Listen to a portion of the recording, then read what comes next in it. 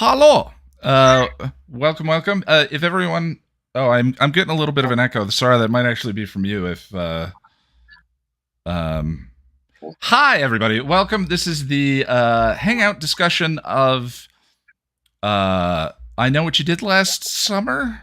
Weight of the World. There it is. That's the one. It had a lot of words like I know what you did last summer. We just did the rewatch. Lonnie and I watched the episode on stream the last time, or rather an hour ago.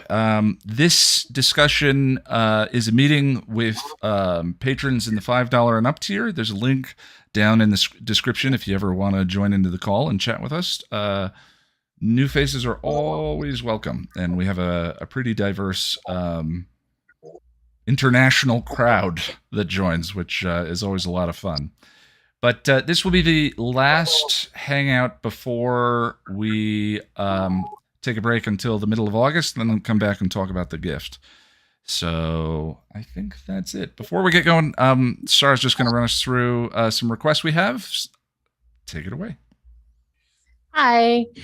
So, as per usual, Jennifer, can you mute yourself? Because that's really distracting. There we go. Thank you. So, hi everyone. As usual, everyone in the discussion has seen all of Buffy and Angel, so we're just going to be a fully spoiled stream, fully spoiled chat. Be prepared for that. And then essentially our rules are just kind. So please don't say anything rude about anyone in the meeting, including Ian. And also this is not the place for your thirst. So no commenting on people's bodies or anything of that nature. And then in terms of the chat discussion, Lonnie and I are the moderators today, as Jack is not here. And we keep an eye, we try to read the room. So if the discussion tends to wander, but that's going to be difficult, we try to guide you back. So just please listen to us. And if we've asked you to stop thing, then don't argue. Just listen to the mods, okay? So that's basically it. And speaking as probably the biggest defender in bringing up seeing red all the time, yeah, there's a time and a place to have the conversation. In the meantime, we are hopefully mostly here to celebrate this thing we love and share it with other people who love the same thing. So thank you, Sarah. We're going to go over to Jen, and then I'm going to go back to Sarah. Jen. Hey, Ian. Hi. Welcome. So start us out. Weight of the World. Tell me about the episode, where this one lands for you, how you feel about it. I've got very confusing feelings about this one. Interesting. I would not have. I would have guessed something different based on my what I've gathered about your taste so far. But so that surprises me a little. Tell me about the episode. Honestly, it tends to make this is in some ways there's some really interesting stuff going on, but I hate the way they treat Buffy's mental health. Okay. We should just slap her out of it. That's not the way mental health works. That's not the way mental health works. And then Willow repeats it. That's not the way mental health works.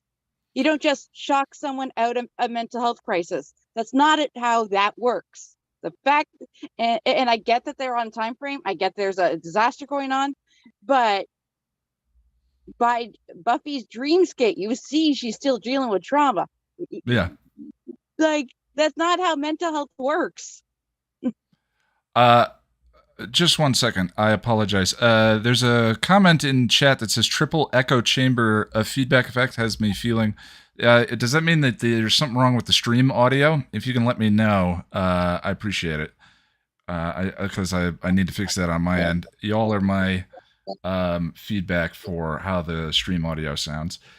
Jen, I I didn't think about that, and I think that you're absolutely correct. Now that I think about it, the thing that I want to give the episode credit for is also the same thing that highlights the problem that you're talking about. A friend and I were talking about Buffy episodes that specifically deal with trauma, post-traumatic stress disorder, the ideas of despair, and so forth, other than season 6. And this is definitely one of the ones that comes to mind. But if you're going to give the show credit for doing those things or dealing with those ideas, I I I think you're right. I think that the idea of snap out of it is neither empathetic nor compassionate. May be necessary for the stakes of the story, but you also didn't need to write your way into this and sort of guilt shame, which I think is where it ends up. Would you say that is kind of what you're talking about? Yeah, basically, she has legitimate trauma, and the solution is snap out of it. Right. That I'm sorry, that just does not work on so many levels. Beyond the fact that honestly, that particular stunt with Willow could have made it worse.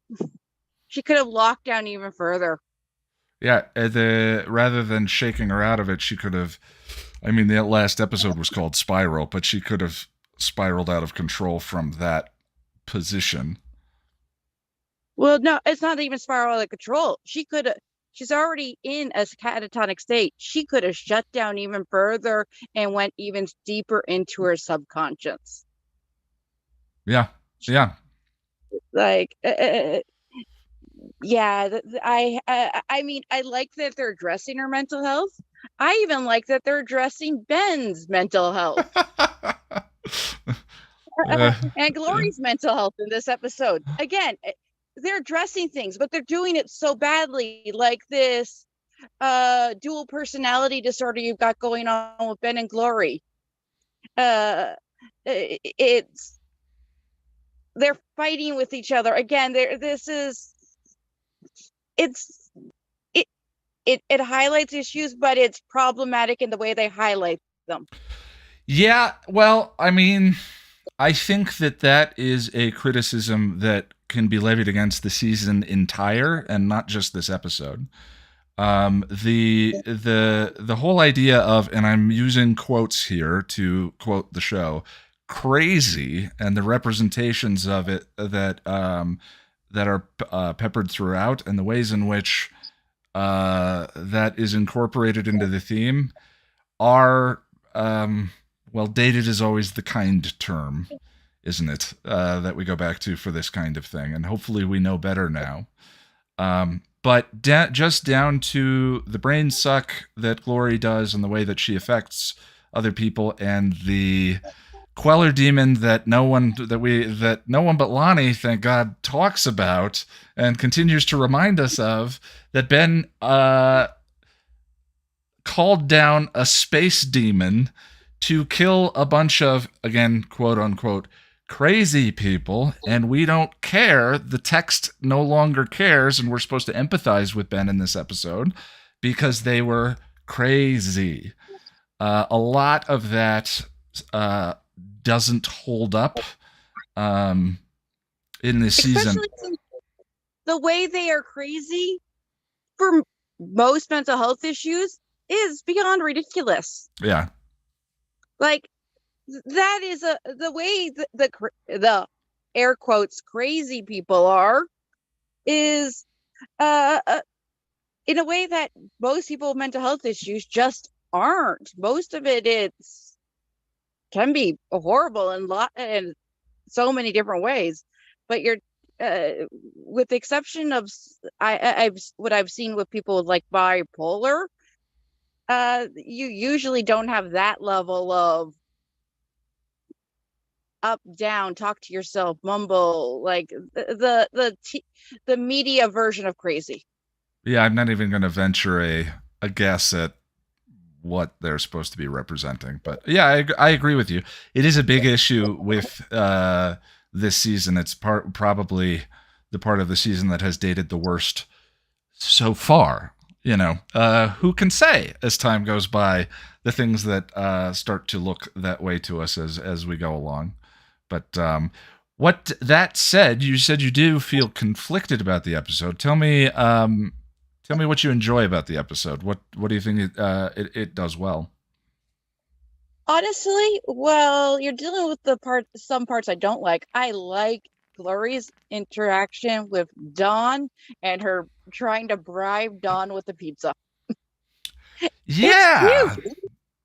Yeah, you get a little bit of that Mayor Faith interaction. That interaction that really, the mayor to me was a cartoon until he was in Orbit of Faith, and their characters revealed something that allowed me to connect to the both of them because of their affection for each other. And that just go ahead. Sorry to interrupt. We actually No. have two mayor parallels in this episode. Okay, hit me. You've got the very charming demon that Spike talks to this episode. Tell me he wasn't giving mayor vibes. Yeah. Well, it's definitely a similar kind of folksy affectation, sweet performance. Yeah, so, I can see that. The charming old man until he churns.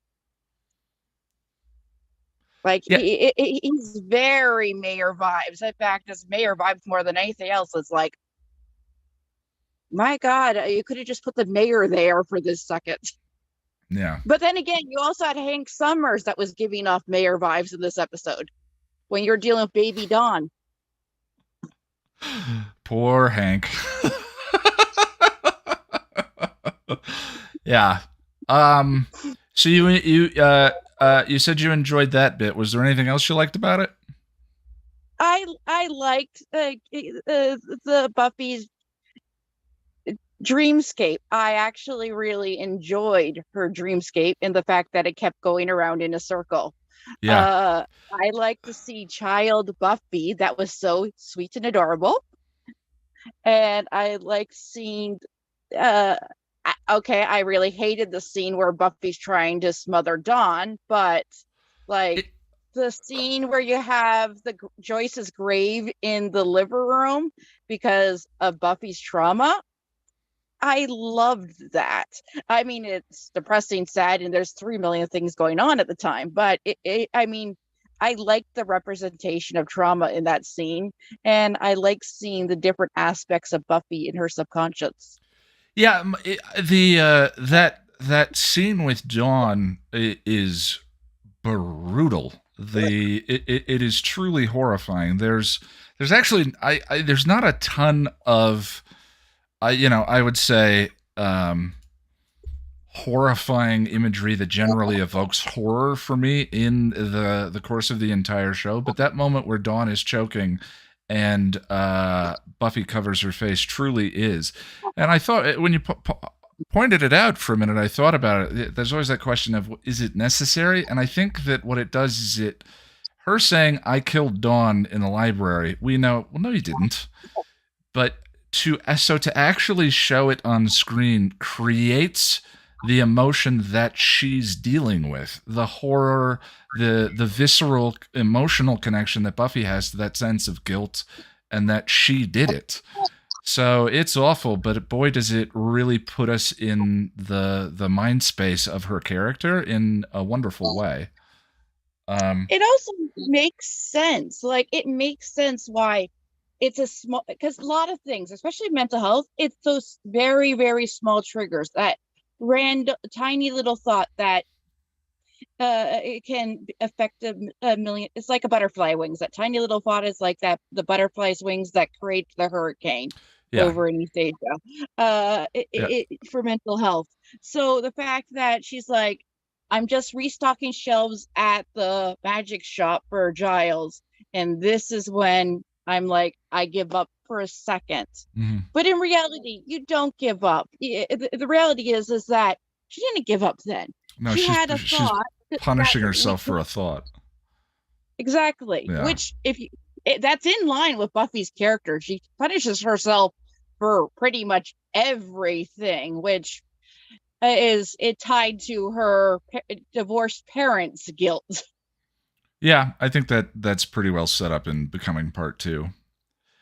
Well, Jen, I do need to move on. Is there anything else you want to throw out about the episode?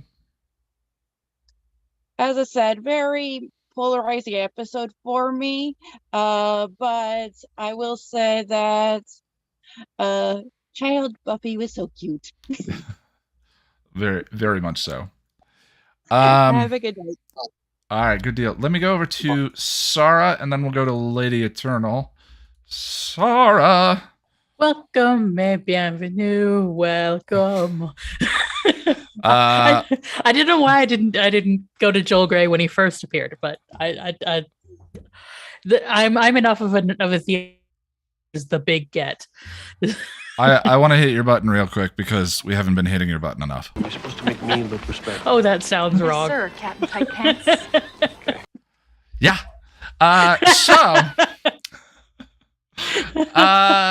Weight of the World. I love the.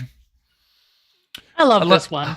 I love the episode, but I do love Jen's entry point into sort of, if we're going to give it credit for season 6, I would say, is the journey of grief, recovery, seeking personal health. We haven't gone through it all the way. There's problems in every season, of course. But rather that they have by taking this particular story and spreading it out over the course of that season, and her sort of finding her strength and choice and picking herself up and facing things again. You can tell a story that you just can't tell in 40 minutes, I suppose. Or am I making excuses? Well, if you are, then I am, because I'm on board. Like, I think narratively, I'm okay with them fucking up the mental health stuff here, because I think it's the characters fucking up the mental health stuff. I think it is Willow doing wrong, and Willow will do it wrong again, because this to be like, okay, I'll try. No, this is getting hard. I'm going to take a shortcut. Yeah. This is what Willow does. And in season 6, we're going to reap the whirlwind. I suppose it's character consistent. The one thing that I'm obviously a huge advocate for therapy. And the one thing that just thinking about the show's sort of track record to this point, her school counselor, who I loved, smoking the cigarette in his office and then covering it over with aerosol. He's there for one episode. He starts to have a breakthrough with her. She comes in, she starts to bare her soul, and he's murdered. So she's traumatized for honesty. Like, that closes that. She's traumatized again for her vulnerability in Beauty and the Beasts in that episode, because in a moment where she's vulnerable, the person that she's going to be vulnerable with has been murdered and taken away again. So and so many of the like, I say this a lot, all the Scoobies need therapy. Desperately need therapy. Desperately. Would there be a story if they had therapy? If the Scoobies were well adjusted? I mean, while I won't defend the comics for the most part, I do always enjoy that there is a bit with Xander going to therapy, and it ends up being quite funny. Oh, that reignites my interest in reading the comics. Season that's in, it's sandwiched between a bunch of messy stuff, but that is. Yeah. That is a little bit that I found a little gem in it. Is Xander does therapy and ends up doing leading group therapy with babies. So, yeah, I don't. Or this is why everybody needs this is why everybody needs Lorne. Because he's kind of a therapist place in the season for sure. Yeah, I don't know. It would be very. Had more mentally healthy characters, I suppose. And I wish that we didn't get so much mileage out of women's trauma. Mm-hmm. But But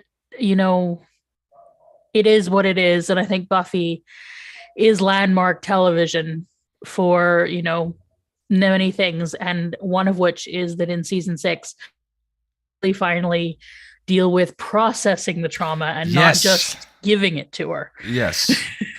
Yeah, this is more of, as Jen said, snap out of it. And I think that's one of the things I really enjoy about 6.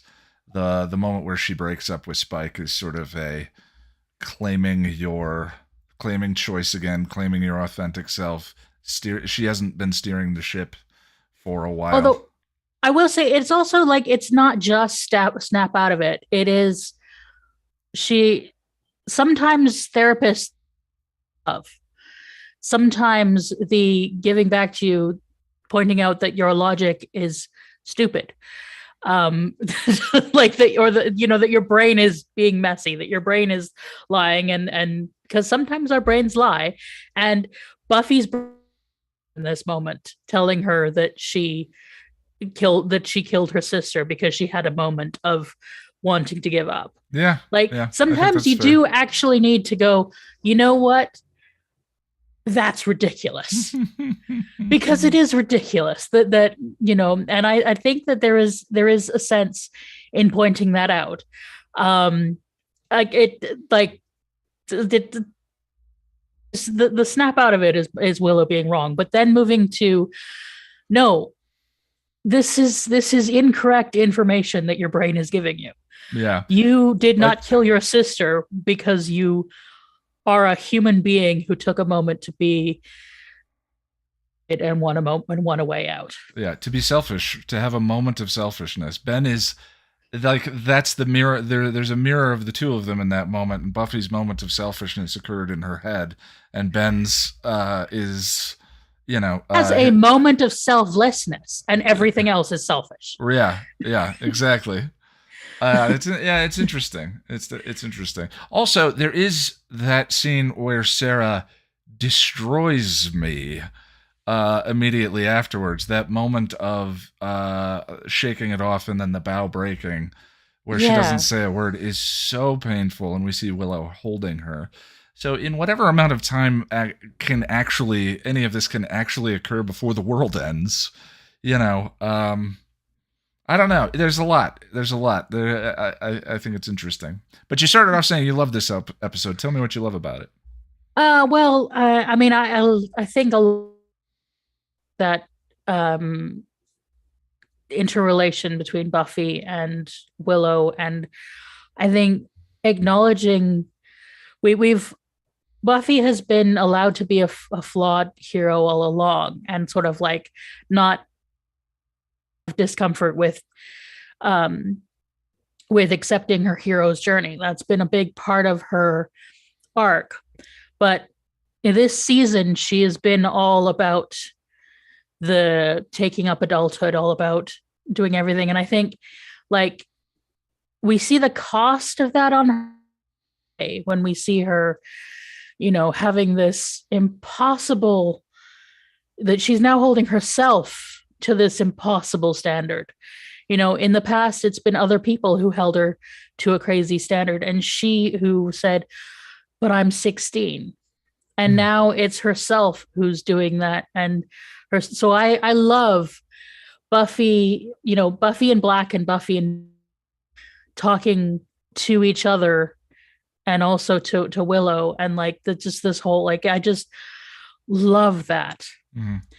That she is just having this, and she's wrong. Obviously, she's wrong. She did her by wanting to give up, but like, it's so natural for her to want to have that. I want to give up, and I think, of course, when we go back to being the central metaphor of this being adulthood, like, how often do we sometimes think that adulthood means taking everything on and you never get a break?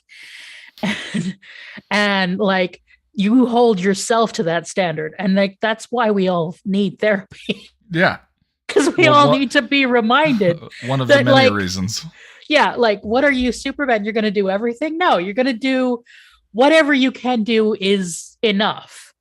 and we all sometimes need someone to say that to us. And yeah, Willow's doing it in the wrong way, perhaps, and there will be consequences. But it's kind of okay to be imperfect in that too, I think. Mm-hmm. But yeah, like I do kind of, and I also like, I love Glory, like reckoning with what it is to be human, mm-hmm. and like experiencing empathy, and just her whole like one-eyed chick in the kingdom of the blind. Yeah.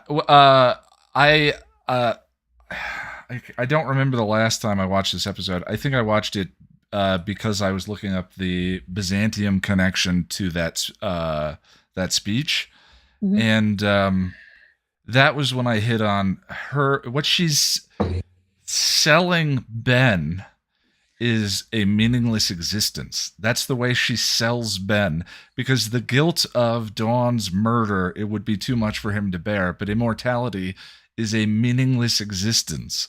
Everything fades away in time as the days go on without any end. And I love that in the relation to the gift and the allegory that the show is. It's so, and it's hidden in this, that little exchange it's such a significant little piece. But yeah, her stuff in this episode's wonderful. Yeah. Like Ben being a weak little baby man, is kind of, it's human, I guess. It happens, but like, and I just hate it. Yeah, it structurally, if he was intended to be a symbolic parallel to Dawn, and sort of if Dawn is Buffy's human side, or Buffy's if Dawn is to Buffy as Ben is to Glory, then we just needed more time. If anything, that is the issue with the season. There's just too many notes. Just cut a few and it'll be perfect. So just they tried to make him a romantic interest, and they suck at trying to write romantic interests. Yeah. Like, apart from Tara and Anya are actual people, but like so many other, Angel wasn't really good until he left for his own show. Like, whenever so often when they try to write these romantic interests, it's just. Well, there's one that stands out as landmark, awesome, amazing, and that's Oz in the van. The Yes. Oz in the van sequence is an absolute stunner. I want to date him when he says, "It's okay, I can wait." Yeah, Oz, it just, so much of Oz was great, but I think that's because he was based on an actual person. Yeah. And not like, what shall we, sort of, you imagine them at the drawing board. Okay, we need a romantic interest. Okay, let's give him a chin dimple. And a hairless chest. Okay, what other characteristics do we actually need in this for him to be even remotely like a floppy hair? Floppy hair, yes, we must have and then he just ends up being this whiny, selfish idiot, like, which at least is better. Like, Riley was an idiot until Into the Woods. But yeah, if we were making decisions to cut stuff so you could spend more time with other stuff, I don't know what it would be. But I mean, we talked about the Knights during Spiral, and I think the Knights have the same problem. Spiral is the episode to go, oh yeah, the Knights of Byzantium here, and they're gone. And then this is Ben's episode to be like, oh, I'm afraid to die. Okay, and I'm going to murder you. Wait, no, I'm not. Wait, yes, I am. And then Ben's done. I think he's only good in the like this being utterly selfish to be the foil to Buffy struggling with not being entirely selfless. Yeah, and I saw some comments in the chat that we were talking about, like, we're punishing Ben for not wanting to die. Sure, but look what happens in the next episode. Was that his only option? Right. And like, the other thing was the thing that a lot of people we don't always talk about, especially people who like to complain about get out, get out, get out, is Dawn tries to make the choice that Buffy does. Dawn says, "Look at what's happening," and she tries to do the same thing. So you have two Summers women willing to do the thing that Ben is not. So are we punishing Ben for not wanting to die? I don't know if we're punishing him, but he's punishing us. Like, he could have given Dawn bus fare and knocked himself out. He could, Yeah. Concrete shoes, something. Go to the moon. I don't know. Not like he didn't have to die. He just had to delay. You could have been an astronaut instead of a nurse. And yes, it sucks that he would have had to live with Glory for the rest of his life. Yep, that is a shame. Oh dear. Yeah.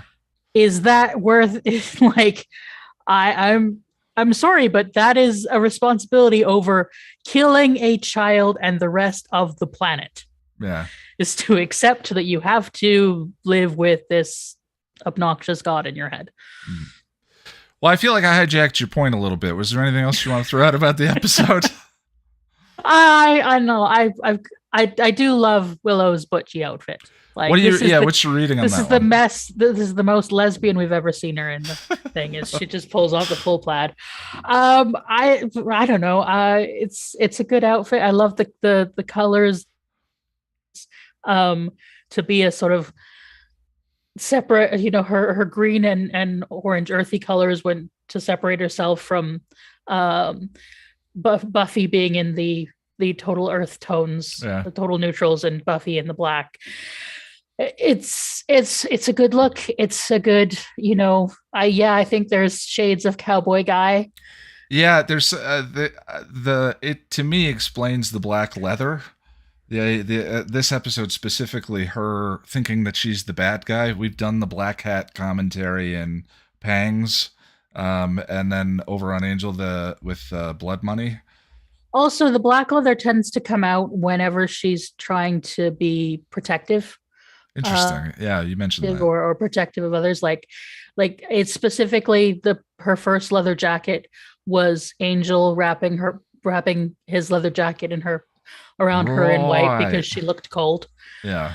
So like that, and in the Prophecy Girl, we have the jacket over the amazing white dress. So like there is a whole black and white theme throughout, which I think is like a power thing because black is very protective power, and certain kind of power, and white is extremely vulnerable. And when they're in the outfit that she's collapsing in, you have like protected with this strip of white that so I should probably start costume videos again. Yeah, probably should. All right, my friend, it's good chatting with you. Let me go over to Lady Eternal, and then we'll go to Josh. Hello. Hi, welcome. Well, we've got a lot of stuff getting thrown around already because this is a pretty deeply layered episode. I mean, that's the thing I always want to bring up is whatever criticisms we raised. Like, I always appreciate the ambition and the fact that we're having this conversation as opposed to something that doesn't bother to even try to do any of this. I think is significant. It's one of the reasons we're still talking about the show is because even if it misses, boy, did it take a big swing that I really appreciate. It really did. And I think I have a slightly different take on Ben than has been put forth. And that's because in this episode, it really crystallized for me that Ben is, in terms of everything is related to Buffy, and specifically the metaphor of Dawn and Glory, Ben is not supposed to be some kind of Dawn is to Buffy as Ben is to Glory. Okay, what's your reading? Ben is the part of Buffy that wants to be normal, that is buried in the same person as Uber Slayer that Glory is supposed to represent, while Dawn is the innocent child that's getting trampled by both of them. Okay. because Ben, he's trying to be an adult. He's trying to be the responsible one. He's trying to have a life. He's trying to go to medical school and do this and do that. He's 25 years old. He's fast tracking his way through medical school because his intern year shouldn't be for another 2 years. If according to this episode, he's only 25. Glory is supposed to represent the super strength, the Slayer power distilled, like we talked about in episode 3 of this season. And then Dawn is, either way, Dawn is the innocence. Dawn is Buffy's childhood that she doesn't want to leave behind either way. So I think that's what they were trying for with Ben. The problem is that they never crystallized that metaphor because they also wanted to do the absolutely mimetic exchange of nobody can figure out that Glory is Ben because they all instantly forget. and even that has a plot hole in it because people that are supposed to be somewhat more than human are supposed to be able to know, except Buffy's more than human because she has the Slayer power. She has the ability to perceive things. So why couldn't she tell at least that something was off? Why couldn't she tell that there was a connection between the two? Spike can see it. Anya used to be a demon. She still has the demonic connections. Why can't she at least say, hey, wait a minute, there's something wrong here? You wonder why, if this is supposed to be the thing. Even Dawn, Dawn has been made human. She was made human very, very recently. Why is Glory panicking? Because Dawn can tell the difference. If anything, she should be panicking because other people can tell the difference, not Dawn.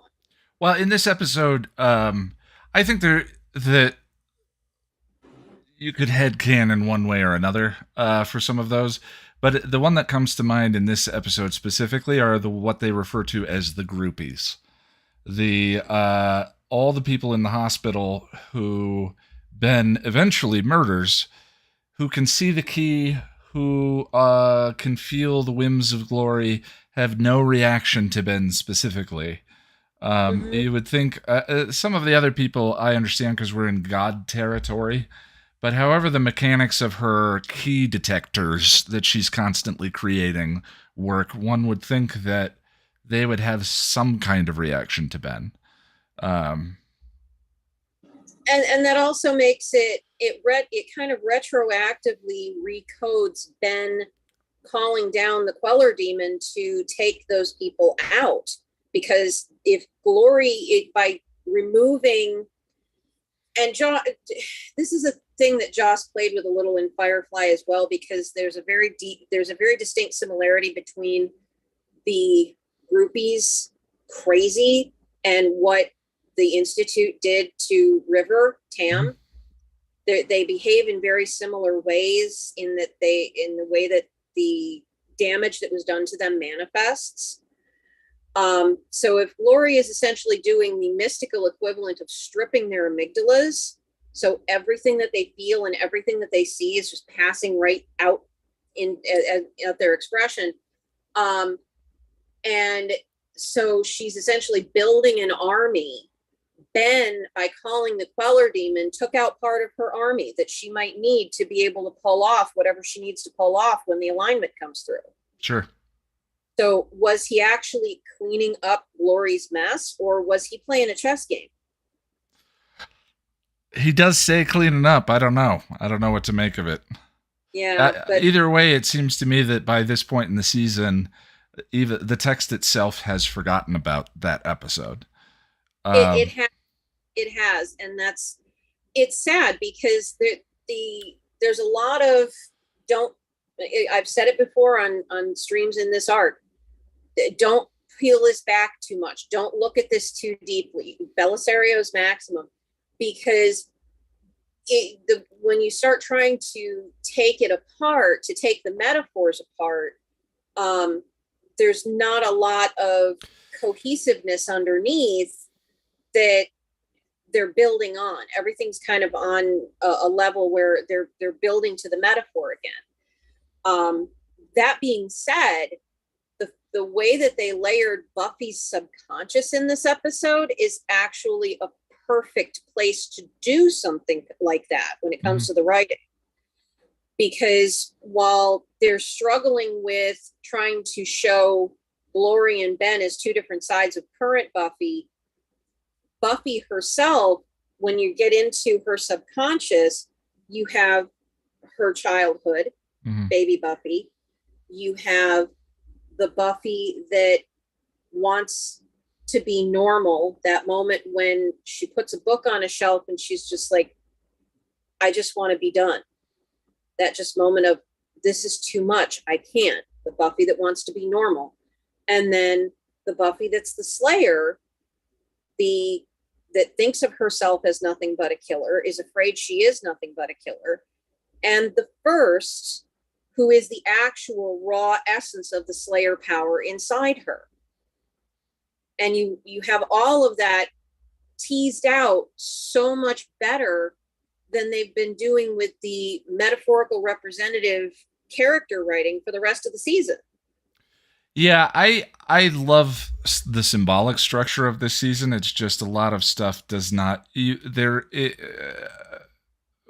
all of that is part of the reason that we're here having this conversation, but the season's punctuated by wonderful dramatic moments, but some of that, I would argue, some of the most complex symbolic structure that they've attempted in any of the seasons to this point.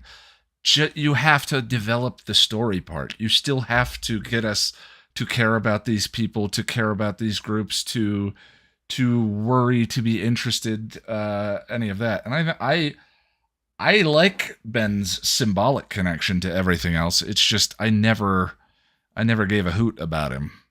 Yeah, because they didn't do the character work necessary to really make the fact that he was supposed to be, at least in my opinion, an allegory to the part of Buffy that wants to be a normal person and live a normal life, not have all this superpower interfering with everything. They never really did the character work to really make that parallel land. Right. It takes until this episode for you to really see that. And then he's making the choice that in order to have anything resembling the life that he wants in this, deal with the devil that he's engaging in with Glory, she's promising him everything in exchange for his cooperation in doing what she wants to do to go home. He decides ultimately to go for it because it's his shot at a normal life. Whereas Buffy would never sacrifice an innocent person to excise the Slayer power from herself to be a normal person. Right. Yeah. So, but that, again, it doesn't land because they haven't done the character work with Ben himself. Yeah, I mean, I'm not sure if show don't tell applies, but it just is. They're telling us Ben's dilemma, but to not have done the legwork to make us care about him yet at this point, it's a perfectly understandable dilemma because there's, as we said, a couple of other characters in this season that also are struggling with it and going through it. But we're invested in them and care about them, and that has not happened with Ben at this point. So he just comes off looking not so hot. But I do need to move forward. Is there one other thing you want to throw out about the episode? The fact that Xander and Spike were this close to buddy copping it in a couple of scenes struck me as hysterical. That this is going to be worth it. Bam! Upside the back of the head like a Gibbs slap. and it just struck me as so funny because as much as Xander hated Angel and resents Spike, he has these moments with Spike where he at least tolerates him more than he ever did Angel. Way more than he did Angel. and it goes back to the idea that that I've had for some time that with Spike, he knew Spike was, for lack of better words, kind of a dirtbag. He knew Spike was never anything other than what he presented himself to be. And so Xander was kind of like, okay, you're evil and I don't like you, but I know you're evil. I know I can't trust you. So fine. You just stay over there and do your thing and we'll be fine. But with Angel put on a face to the rest of the world. And when Angel in School Hard was going to sacrifice Xander to Spike and showed what looked like his true colors, and then becoming Angelus later that season and showing who he really was, I really think Xander in his mind started to associate Angel with members of his own family that were abusive. Oh, that's interesting. A public face that showed a public face that made them look perfectly acceptable, that veneer of acceptability, the being a perfectly normal person, but behind the scenes there's someone else entirely. They're a monster under the skin and nobody can tell. And I think that a lot of his hatred of Angel comes from that dichotomy that he feels like Angel presented. Whereas with Spike, he kind of equates Spike to his Uncle Rory. Like, he knows Uncle Rory is a criminal. Yeah, Spike's very what you see is what you get most of the time. Yeah, and I think he feels the same about Uncle Rory. Like, Uncle Rory's what you see is what you get. You know he's a criminal. You know he's not a good guy. But when he's not being a criminal, he's all right. Yeah, there's definitely something there. Well, I appreciate you. Let me go over to Josh. Yes, Josh, and then we'll go to Boris. Josh, yes. Hi. How you doing, Ian? Present. Always happy to be here. Being present is good. Yes. Yes. Yeah. Stumbled onto something there. Well, I'm glad you made it. Tell me about Weight of the World. Well, it's a heavy episode. You know, there's a lot. I see kind where of you're going. Resting on our shoulders about it. I can't pass up a good pun like that. That's okay. So I feel like, this is the alley scene between, or I guess among Glory, Ben, and Dawn is actually my favorite part of the episode, like the fight and the cuts and the choreography and all that kind of stuff. And Shel Trachtenberg just like watching her fate being decided. Yeah, by somebody having two nervous breakdowns at the same time. It's pretty great. The crash morphs that they do are real ambitious. I wonder how many of those shots are. Any time there's a morph, it's a composite, and then there's one morph from Glory to Ben, and Dawn is standing in the shot too. So they're both composited into that one. For where the special effects were for the show at that point, it's a very ambitious sequence. Let alone all of the thematic stuff that's going on in that scene. Yeah, I really appreciated both Jennifer and Sarah's perspectives on the validity of the therapy that Willow gives Buffy, and I'm going to try to marry the two concepts together. Sure. I think that Sarah is absolutely correct that this is very typical for Willow, and looking ahead at season 6, Willow would get tired in the middle and just say snap out of it. But I think that, Jennifer is actually absolutely correct in that, or Jen is absolutely correct in that it leaves Buffy with a lot more to deal with than she actually deals with. And that a lot of her struggle in season 6 is her trying to snap out of it without doing the work, without doing the hard work. And so I think she took Willow's advice quite literally in this episode and carried that forward into season 6. If anything, it's one of the things that makes me appreciate season 6 all the more, is to actually take the time to tell that story. I know a lot of people don't like 6 because it's so dreary and depressing, but that's oddly the thing that I find. It feels like, this is a weird thing to say, the healthiest season of the bunch. Because, health is not a place to get to, is this thing I've learned in later life. Health is a journey.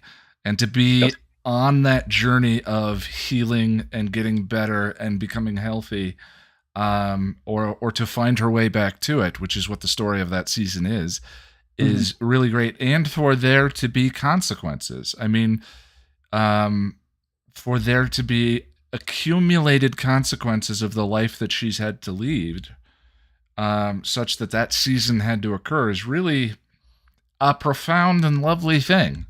You know, it's a story that is unique to this kind of television show because you needed the other 5 seasons in order for that season to exist. Yes. And that's really an amazing thing. I love that season. And he definitely needed the fictional conceit of being able to die twice also. Sure, yeah. A whole number of things. It is uniquely a Buffy season, for sure. But I also agree that Ben's choices weren't kill Dawn or don't. As we saw over the course of the season, Glory's minions were unwilling to harm Ben. They were bound to obey him more than once. They would defer to, they'd be snarky, sure, but they would defer to him. Like when he was like, "Get out of my car," he got out of his car. No reason to. So Ben could have left. Like, and that's the thing. And that's what makes him such a good, in my opinion, like psychological villain and such a good little bad, is he's just selfishness incarnate. Even his attempt to rescue Dawn, in my opinion, wasn't a selfless act. He was just trying to stick it to Glory. And he doesn't. He at that point assumes it, until Glory peddles him the idea that she's a god and there can be some form of existence for him as a god in the hell dimension. He just believes that leaving, he'll go away and she will be it doesn't take much for her to convince him that, oh, I'm a god. There's some kind of power I'll have to make sure that you continue to exist once I go through. But if she doesn't leave, he knows that he can continue to live in a form. That's because he's fallen into the classic trap of believing that he has no choice. He doesn't think that he has control over his life when he actually really does. He could every time he was himself and not Glory could have morphed into being in a different city in California or a different state of the United States or something, or an unmarked mountain range. And she's like, "Where am I?" And Ben just left a note that said, "Ha ha ha ha."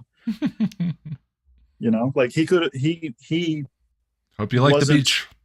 He wasn't as powerless as he was acting. Right. Yeah, I mean, absolutely. There's it's so funny how Lie to Me is the blueprint for so many of these exchanges. Yeah. I just wish that, because that scene between Ford and Buffy is gorgeous. And I just wish that they had managed to pull that off with Ben, because it would be so much more compelling if I cared about him and then he went bad, as opposed to sort of, we always kind of knew. Didn't we always know this was kind of gonna happen? Yeah. And I mean, he even calls back to that scene when he's leading Dawn over to the minions, and he says, "Sorry, kid, I don't have a choice." I don't have a choice. Yeah, that's the Buffy Guide bingo. Yes. No, I appreciate Ben as an antagonist. I never really regarded him as a love interest, and I think that their lack of chemistry was evidence of that. Buffy was trying to force herself to like him. Yes. We all, and even in a very recent video, I as a criticism brought up that Ben was sort of being, or I believe it was for the Queller Demon video, where I brought up that Ben was being framed as a love interest or what have you. But in listening to the audio commentary for I Was Made to Love You, Jane Espenson points out that they were not trying to do that. As a part of the story of that episode, they needed Buffy to think for a moment that he was a love interest, but that was to tell the story of her choosing not to get into another relationship and to find herself and figure out who she is individually. He's a doctor. He's pretty. He's hairless on his chest. Why shouldn't I be interested in him? Buffy thinks to herself. And that's why he has the vaguely Ozish line of, "I figured I should give you my telephone number before you see me dance." Bit in there, which is to to sell him to Buffy. I mean, sort of that happens to us, the audience. But it was interesting to hear her say that any relationship with Ben would have been looping the same problem over and over again, where she fell for the big bad in season 2. Riley was the agent of either the people who made the big bad or the big bad. And so any participation with Ben in this season would have been the same old, which is why they knew that they weren't going to do that. But it's interesting. If Ben was not a love interest, then he was even more of a nothing in this season than I had already thought he was, because he's the person they run into at the doctor's office, and nothing else. So yeah, Ben. I do appreciate though that ultimately Ben's climactic antagonism occurs with Dawn and not with Buffy. And to pivot off of something Lady Eternal was saying, Ben is Dawn's enemy this season. Yeah, that's interesting. Like, Ben is Dawn's villain. And Dawn, as a 14-year-old 8th grader who's existed for months and not any longer than that, is able to be a more responsible, more mature person than Ben, who throws a hissy fit when he gets fired from his doctor job. Yeah. I love the scene in the next episode where she screams at him, turn back, because at least Glory is honest. That is a really wonderful Dawn moment, because and Glory being the empathetic one, he just wants to live. The way Claire Kramer delivers that line is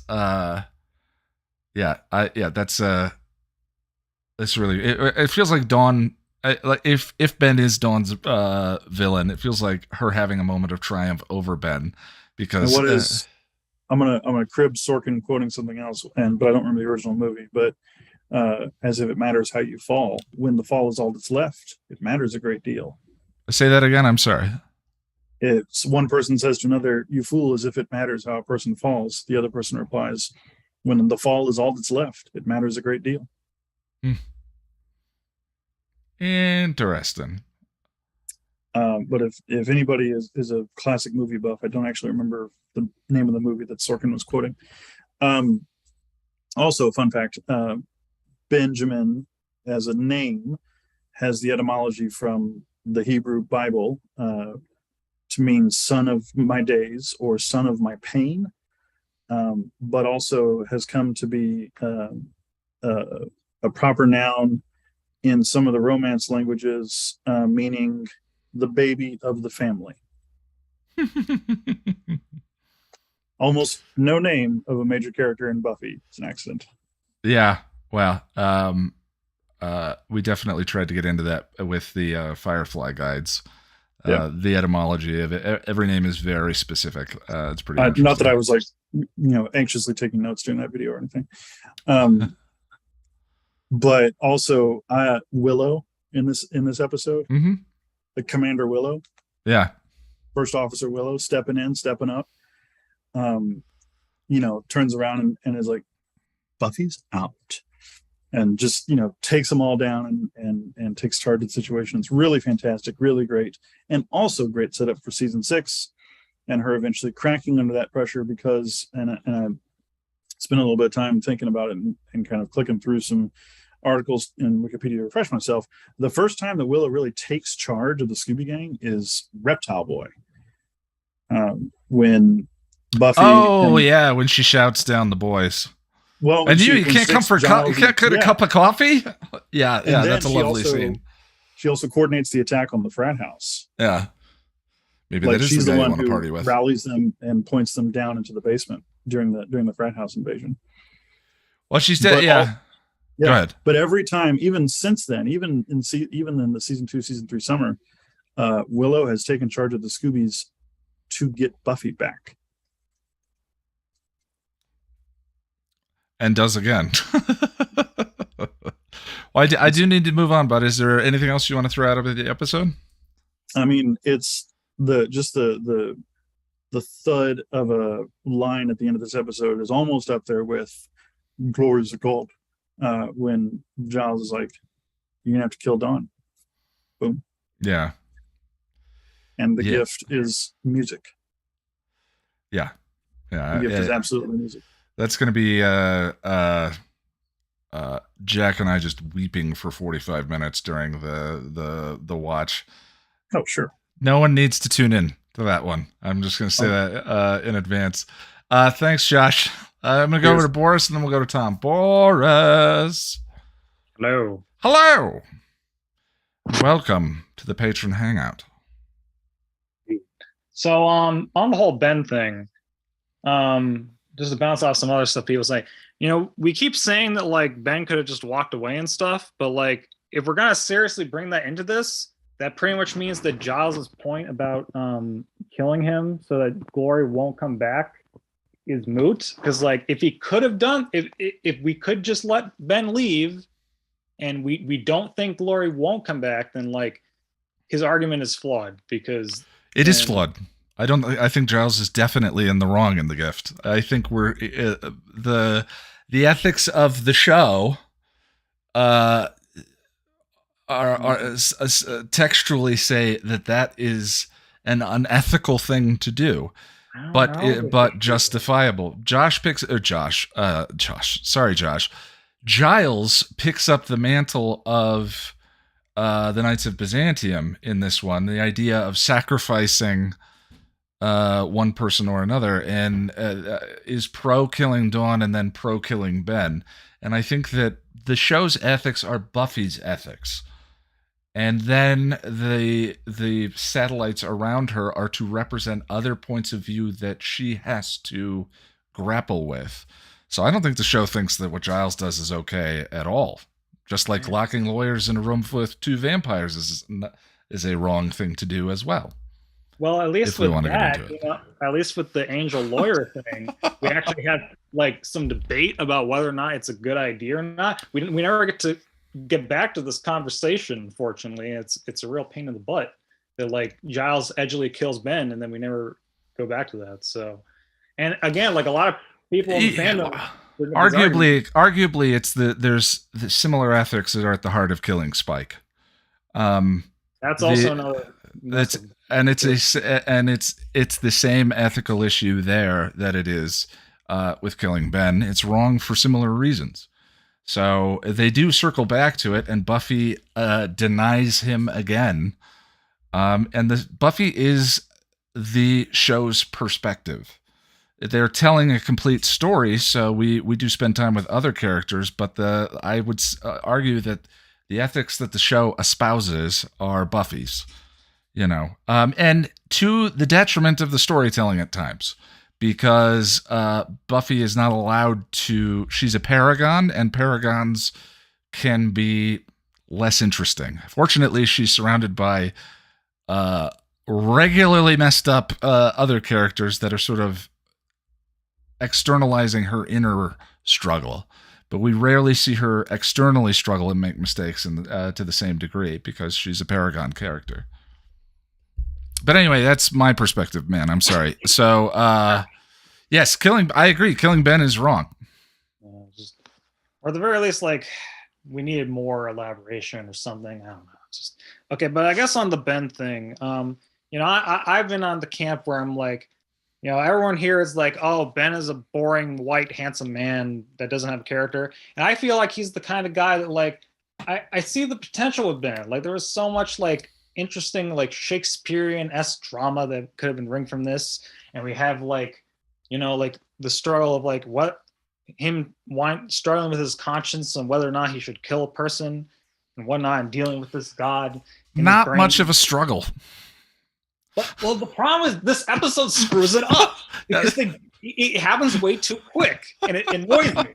I hate it so much. I agree. There's a lot of God, that phrase is never going to be usable. Wasted potential throughout the season. The only reason why who cares would be my response is that personally, as a fan, is because there's a lot of unbelievably well fulfilled potential as well, because the season was overly ambitious with the number of irons in the fire and things that it was attempting to do. If it was shooting for 20 and did 10 of them magnificently, that's enough for me. Probably I would have been, if it did 3 of them magnificently, I would have been happy. But, that's a subjective, personal line for everyone, for sure. Very true. Yeah, so other Ben things. I guess I also just don't view him as that, like, that whiny in a sense, because, like, I mean, Buffy, like, complained about stuff all the time, and, like, Buffy season 1, it's like, oh, I can't do this. Oh, I have to do this because someone said so. And I get she was a younger person back then, but it's like, I could still feel bad for the guy for that. Like, I don't know, like, him losing his job sucks. No one's saying you don't have to feel. People speaking their opinions does not invalidate yours. If you feel bad for him, feel bad for him. Yeah, but I defended Riley a number of times during the season. And then you crashed him down in a plane of explosions or whatever. Well, I would argue I crashed into the woods in a 40-minute explosion. That's different. I think Into the Woods sabotaged a lot of wonderful things this season did with Riley's character, and struggles and mistakes, all of that. Into the Woods has some issues. I'm surprised I didn't have any clue you thought that. But the lead up to Into the Woods, I thought, was incredibly identifiable. I have a ton of compassion, and I see myself in Riley in season 5. Let it be said, anyone who wants to clip that, I identify with Riley Finn in season 5 of Buffy. Until Into the Woods. Into the Woods in a similar way. But the thing is, I guess I'm not surprised that Ben is a hill you're willing to die on. But if this is Ben's Into the Woods, I would argue that Ben doesn't have the same sort of setup and identifiable emotional struggles that Riley has the rest of the season. Ben's got nothing. Well, he's a nice guy with an incredible chin. I mean, like, we do see him be like he's obviously a decent doctor, and like he's trying to like and like he did show kindness to Dawn, like, on several instances, like when she ran away and she went to the hospital. It's like, it's not that I don't believe that he's not just messing with trying to help Dawn because, like, to screw Glory over. Like, if anything, he does care to some extent. I think if you wanted to sell the fandom on Ben, I think there might have been an issue with some casting there.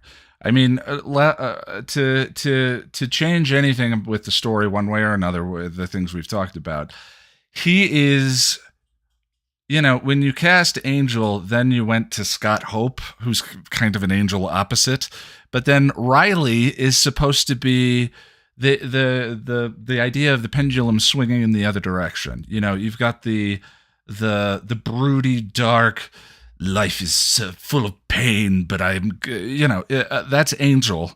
And then I am what they made me. If anything, Ben is too much like Riley, and we've already broken up with Riley, and some of us are not over the fact that Riley's ending occurred the way that it occurred.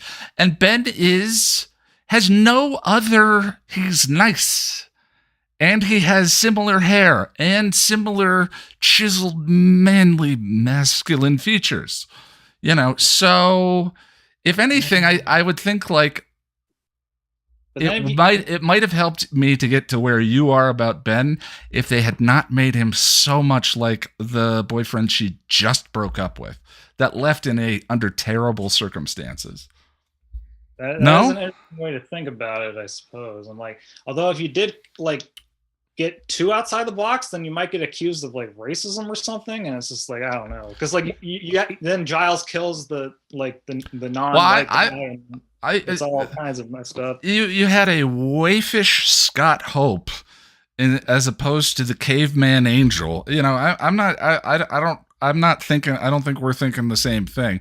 I'm just saying, someone less evocative of Riley might have done. It may not have required as much of the story structure changes that we're thinking. And I've never thought about this before, but I definitely associate the two as similar archetypes in my head until we start to understand who Ben is and his character in these later episodes. They're big, nice, chiseled, floppy-haired guys, right? Go a Xander route. There's been lots of other ones. Even Like Owen is the same archetype. And it was like, like if you did make it a Jonathan, then like, do you lead into like a trio territory, and then like people make like incel comparisons? It's like it's a whole mess. There's no way to win with this, man. It's crazy. Well, we're throwing ideas against the wall. Is all I'm saying. I like that we're thinking about this stuff though, because it's interesting conversations. And I also think it's interesting that like Dawn, like I mean, it would have been like it's funny that like if she didn't try to knock Ben out, maybe she would have escaped. Just kind of an interesting thought, just there's a possibility there.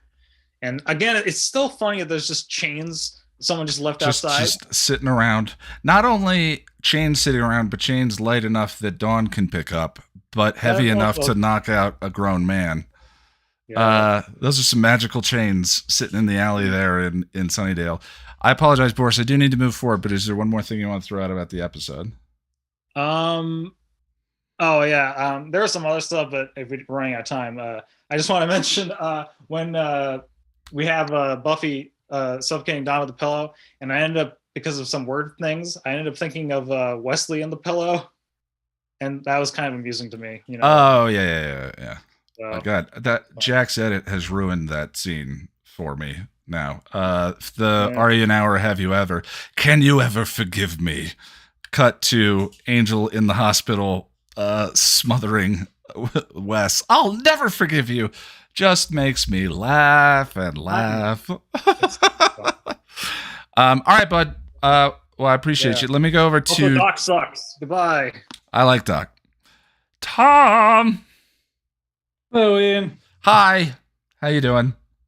Good. One thing that bothers me with the pillow thing, I always, every time somebody tries to smother somebody in a movie or TV with a pillow, they never take long enough to do it. I'm sitting there counting the seconds, and you don't kill somebody in less than 30 seconds by other than with a pillow. Tom, I feel like we're learning all sorts of things about you today. It's just, that's not how you do it. Well, I know these things. Why don't we move on to other criticisms you have, specifically about this particular episode? Likes, dislikes. Tell me about the episode. I really enjoy this. This is one of my favorite penultimate episodes. It's not part of a two-parter, sure, so to speak. It's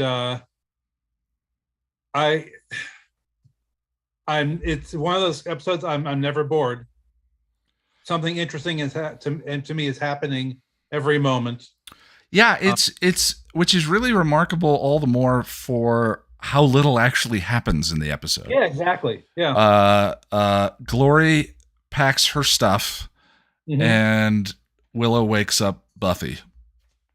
Yeah, I wonder, because we had that shot of Glory's apartment or building, whatever, and I wonder if it came furnished and came decorated already, or if I was thinking the same thing for some reason. Yeah, did they rent that place furnished, and then they think Glory just had a big party? Yeah,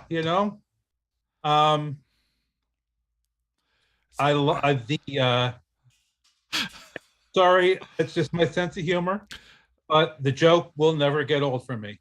Oh, no. Never get old. Like Lonnie and I were saying.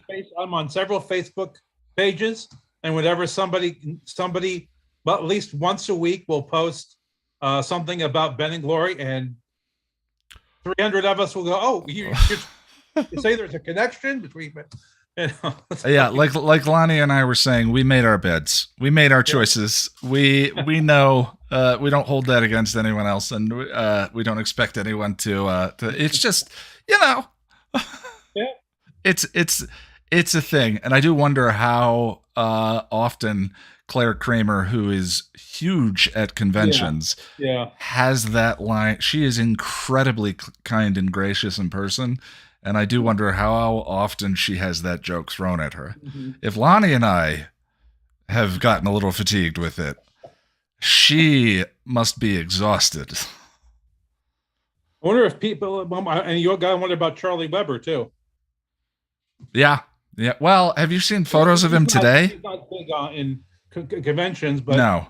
He's some people going up to him once in a while and say, you know. He's also unidentifiable from Ben. If you have not, anyone watching this, I highly recommend pouring yourself a glass of wine and Googling photos of Charlie Weber on Google image search.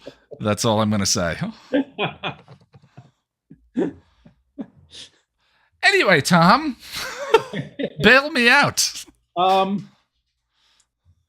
When you and Sarah were talking about the costumes in the my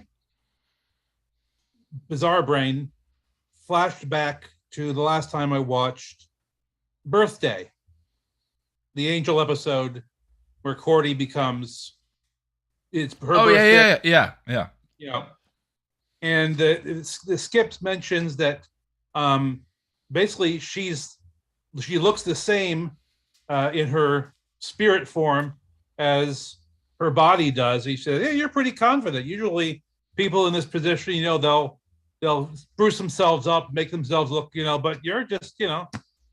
And so Cordy's just Cordy. Yeah.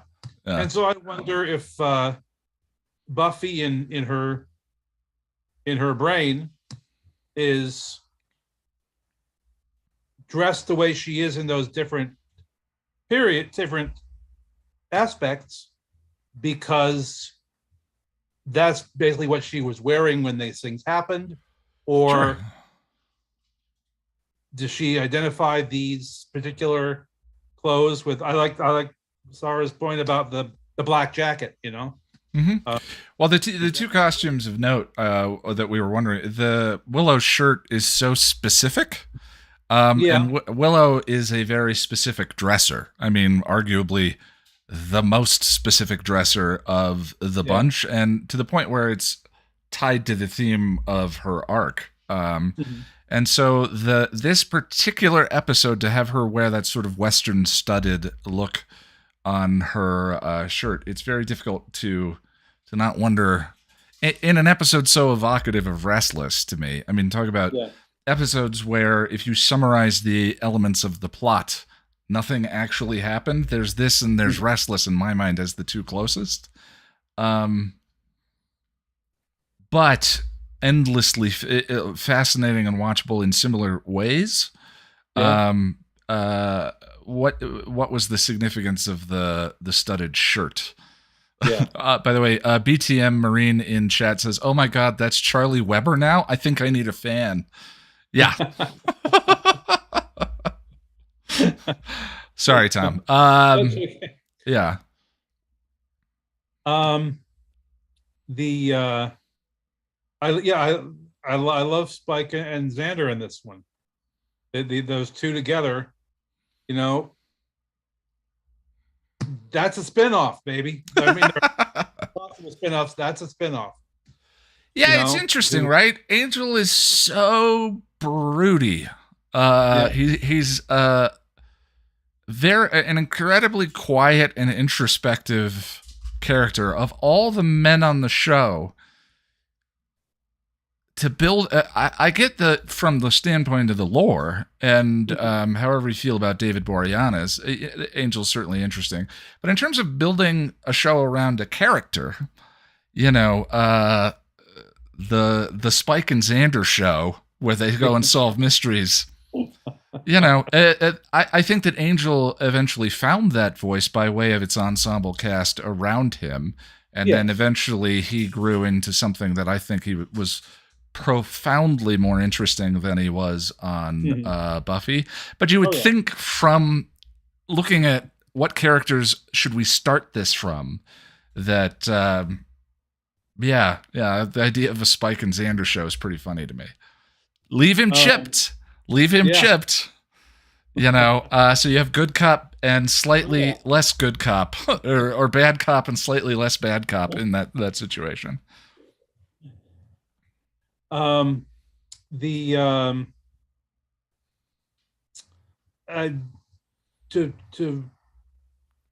answer a question that was asked during the watch, I would have taken the pizza. That would have done it for me. She just offered. She want a pizza.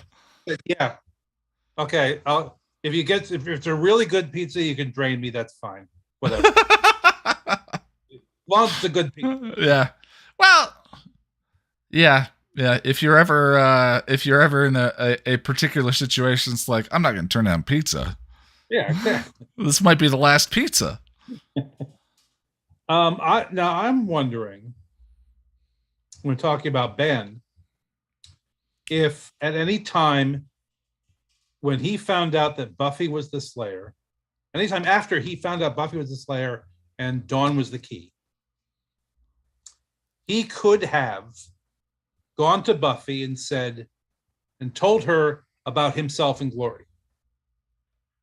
I don't think there's anything about the spell that would prevent her from remembering that he told her that he had this connection with Glory, and that I've been thinking about, are we before we started the stream, I mentioned how these conversations have been informing my writing for the episode guides going forward.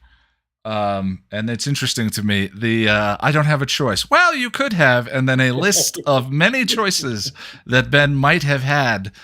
Seems like it might be apt for the video, but that's a good one. Is, you found out Buffy's the Slayer, work with Buffy instead of working with Glory or what have you. Instead of being what I think I'm coining this phrase, I'm pretty sure, a floppy-haired douchebag. This TM chipper. I've never heard that phrase before, so I think I'm coining that phrase. Yes, instead of being one of those. Right, yeah. An FHDB. Yes. Well, is there anything else you want to throw out about the episode, Tom? The Boss Willow is always a delight. Mm-hmm. I find it interesting because it always happens when usually she started out as, I'm not sure we should move her, I'm not sure we should do that, but then when chaos ensues, she brings order. Mm-hmm. It's like, hey, your friends are in trouble, or but you did this. But now then this time it was like scary. Like, all right, she pushed them away. This, all right, this is how it's going to happen, and she gets real quiet and real serious, and that was like the boss of Boss Will. Yeah. It's like, okay, tell me what to do. But it's interesting to watch that go off the rails in season 6. And Russell is in chat listening to us, and he says, Tom, that could have backfired, though. Suppose Ben turned into Glory at a vulnerable moment, leading Glory to get her hands on Dawn much sooner. And my response to that, Russell, is, you mean what happened? Like going to the gas station in Spiral? If that was going to happen... Dawn, so yeah. You'd already seen Dawn and didn't see her as the key, so... Just saying. All right, bud. Well, thank you, Tom. All right. Thank you. Lonnie.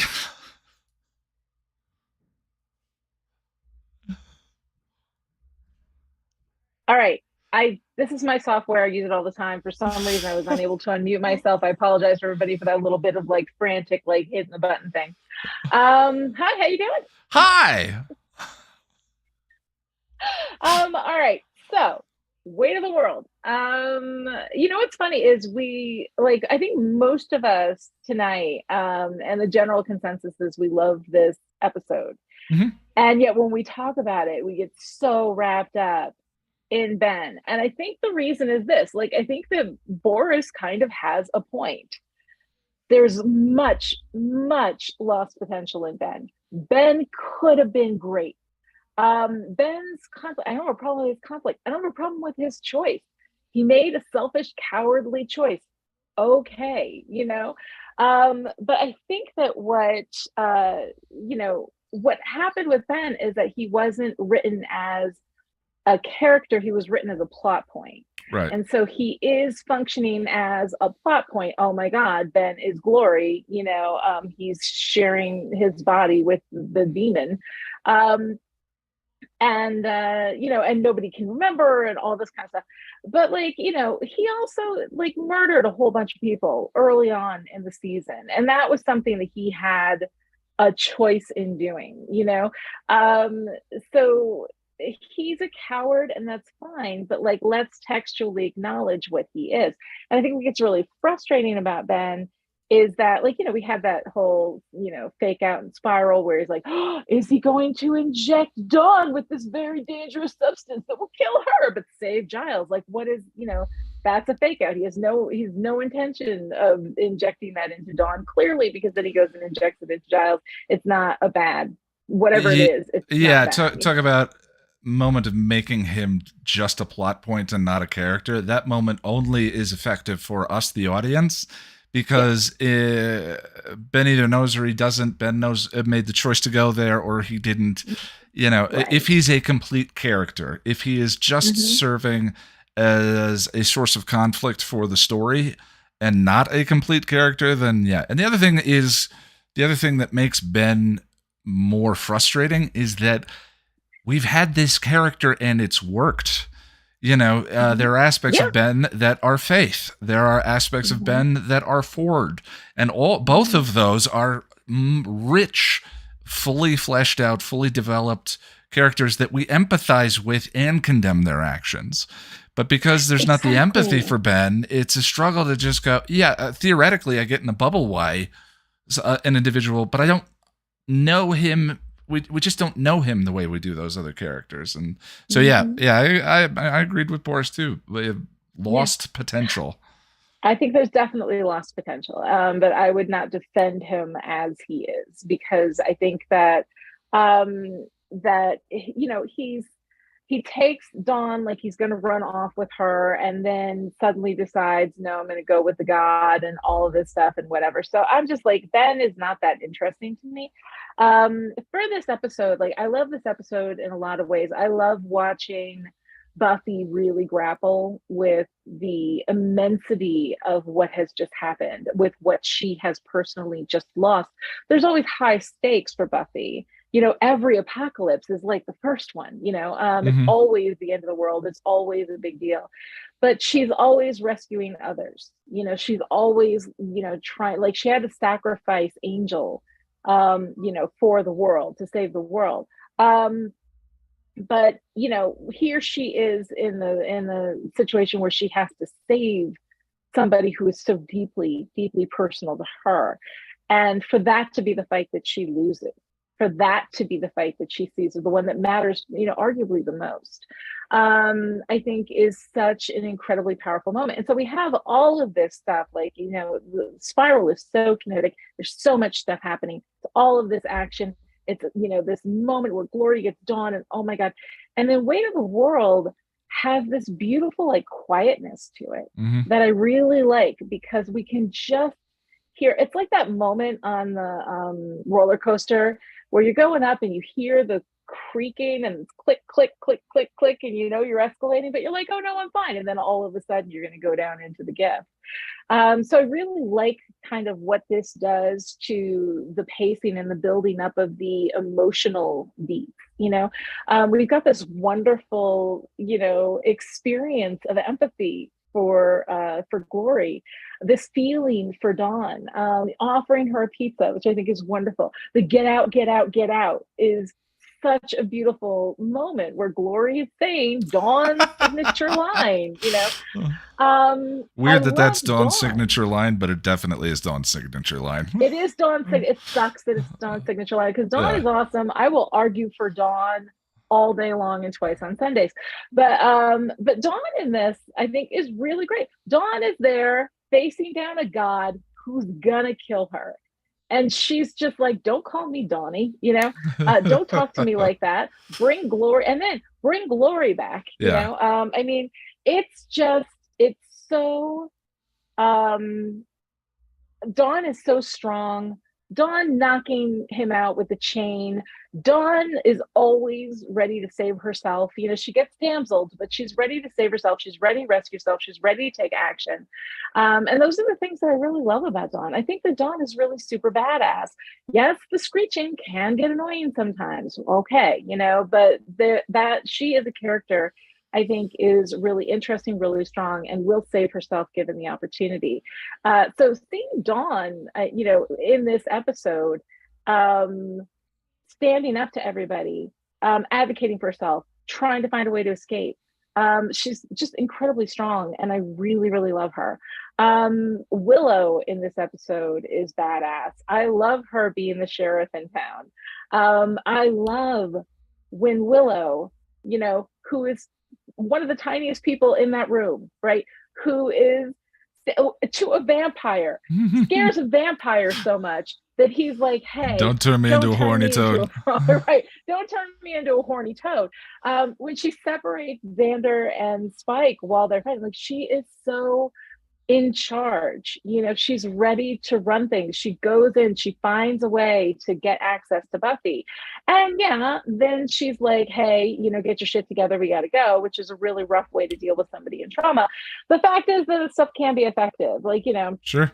It unfortunately creates more trauma as you're doing it. So it's not a great strategy for mental health. But I do believe that's what Willow would do, because she'll do what needs to get done in order to make things happen, and then hopefully help Buffy resolve all the additional trauma that she layered on her during this process after the world has been saved. Well, it's interesting that just thinking about the metaphorical structure of the Scoobies and as they relate to her. In season 6, when Buffy is doing the healing, Willow is the one who is doing that same healing in parallel. Willow is the one in recovery. Willow is the one, so however you think the Scoobies relate to, if Giles, the primeval connection is heart, mind, and spirit, and Willow, the spirit, is the one that goes in to raise Buffy's. And in season 6, when Buffy is suffering, Willow is the one in peril. So yes, Willow does that to her here, but I think that they also take the necessary journey in 6 to address it. And the fact that it gets addressed at all in this fiction, I think, is, especially for the time period, wonderful. It's pretty great. It's pretty great. I mean, there's a lot of erased trauma for Buffy, where we're like, oh no, she's fine now, and so when we actually take the time to process that trauma, it's very difficult, but I think that it has a real value, when we get there. But overall, I think that this episode is a wonderful sort of breath in between all the frantic kineticism of Spiral and then moving into, the big fight of the Gift. And I love it. I just think it's really great. I think there's lots of things in here that are like really setting up the emotional stakes for everything that's not just about the world. And in all honesty, if we're looking at it through Buffy's perspective, the most important thing in the world is not the world, it's Dawn. Yeah. Well, I think and thank you, honey. I think that's it. So that is Weight of the World. I'm hoping to have the next episode guide up tomorrow or Monday at the latest, because Tuesday I'm flying. So if not by then, the Houston will have a problem. But